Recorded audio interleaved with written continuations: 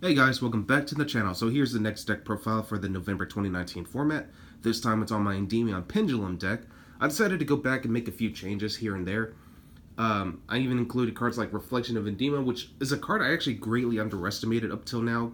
At first I didn't realize how good the card could actually be, and yeah, I was like, okay, never mind, this card is actually pretty good. I just never really had any high hopes for it, but now we're in a format where it's actually a viable option to play, so that's what I wanted to show you guys this time around. So let's go and get started.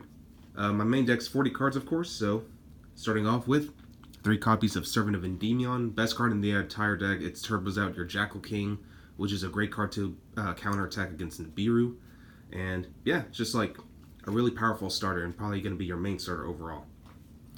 Next, 2 copies of Mighty Master, negate spells and traps, and of course if he has a spell counter, it can't be targeted, so really good. And his Pendulum effect is really good too, where you remove 6 spell counters, which isn't typically hard to do. This deck is all about building up spell counters. You can pop any number of cards based on however many cards you control with spell counters on them, and then he gets to place those spell counters on himself, so really powerful card.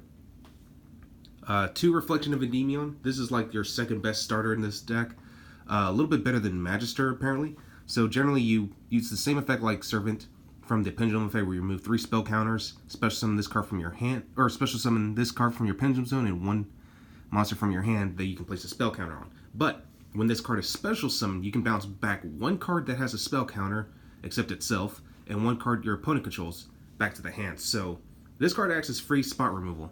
So non-destructive, so cards like the Thunder Dragons that can't be destroyed by card effects, this card just really helps you out with that. So I'm like, oh wow, this actually is a good form of spot removal. As long as it doesn't destroy, that's pretty good. Next, 1 Magister of Endymion. Pretty good card, but I decided to bump it down to 1. Just, his effect is really good. Like I said, it's just like you don't want to see it as often as you should. It's more of like a turn 2 type of card. So that's why I was like, okay, maybe just 2 Magister of Endymion should be fine. And of course, I got my Mythical Beast, 2 Jackal King. 2 is all you'll ever need. You could run 3 if you wanted to, but me, I just rather see it at just 2 because you don't really want to see it in opening hand. And of course, 1 copy of Mythical Beast Garuda. Basically, is a good way to deal with floodgates. Pop itself from the Pendulum Zone to pop 1 spell and trap, or you can use its bounce back effect as a form of disruption. So this card is technically a hand trap just by removing 3 spell counters. Alright, moving on. I'm running 2 copies of Abyss Actor Curtain Raiser just for added consistency. The fact that it just summons itself for free from the Pendulum Zone as long as you control no monsters is really good. And if you already have Servant of Endymion on the Pendulum Zone, that's a free spell counter too. My own little spice, I'm running Archfiend Eccentric still, just because, another form of spell and trap card removal. And the fact that it also gets rid of monsters if it's in the monsters, or if you summon it out as a monster, so Archfiend Eccentric, definitely a good tech to try out, just to see how you guys like it. Next, 3 Chronograph Sorcerer, pretty standard for any Pendulum deck, as well as Time Gazer Magician. That's just an extender piece, but you never want to see that card in your hand, so. But if you do, it's a free discard fodder, or banishment fodder for Allure of Darkness, so. I mean, it has some purpose one way or another. Next, 3 Darkworm, definitely want to get this in your graveyard as soon as you can. It's not a bad card to open up with either, but I'd personally just rather send it off with Foolish Burial or Dragon Shrine, just so I can get that free summon without wasting my normal summon. But you generally always search out that Gate 0. Gate 0 is like a great card. It's got a 0 scale, and plus you can summon it out of Meteor Burst Dragon's effect to go into Absolute Dragon. Next, I got Aether, the Empowering Dragon. I'm not running a Morphage Sloth. I just rather play this card because it gives you a little bit more value, just for free banishment. And 1 Destrudo. And that's pretty much it for my monster lineup. Alright, so now we're going to go and move on to spells. Starting off with 3 copies of Spell Power Mastery. Amazing card, searches out your Endymion cards, and if you already have like an Endymion on the Pendulum Zone or whatever, you could place an additional counter on them, so definitely an amazing card. 3 Allure of Darkness, just for draw strength, as well as Pot of Desires at 3. Honestly, I think this is the only deck that can get away with it at 3, but unless you're playing the 60 card variant, you definitely need to run this at 3. I'm running 2 copies of Dragon Shrine now. I was only running 1 for a good while, but I decided to just bump it up to 2. Foolish Burial, of course. And then for the 1-ofs, I got 1 Magical Citadel, Secret Village of Spellcasters, Terraforming, and then lastly, Upstart Goblin. So the deck basically plays like 39 cards.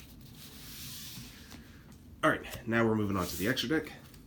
Starting off with Electromite, just to pop your cards and get a free draw, and also is a good way to recur your monsters from your extra deck and back to your hand. One Beat Cop, just as a generic link too. I am playing the Guard Dragon, so Hieratic Seal, even though it's not necessarily a Guard Dragon, it is still part of the strategy, so definitely want this, and it's a free form disruption, and also gives you instant access to your Ether.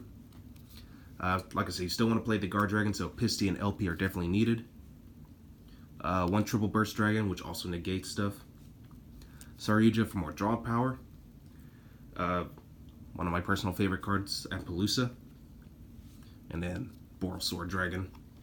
And, that's pretty much your main Link monster lineup. And if you don't have access to Appaloosa, there are other cheaper options like Borlu Dragon, Topologic Bomber Dragon's not bad, or you could just run a second Saryuja if you wanted to. Alright, so for the Synchros, I'm actually still playing F.A. Dawn Dragster, another great negation. Odd Ice Meteor Burst Dragon, which summons out any monster from your Pendulum zone but just can't attack. But you mostly want to go for like the Gate 0 or any other level 7 monster that you're using as a pendulum scale. Like I said, it's just a good way to go into your Absolute Dragon for free.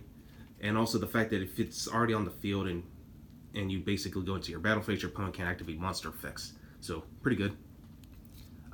Playing Draco Slayer again just because, this card pops one Pendulum monster on the field, so or in the Pendulum zone, so it can be either player's field, and you can shuffle back one card on the field, so you basically get 2 free spot removals if you're doing the mirror match. So Draco Slayer, not a bad option.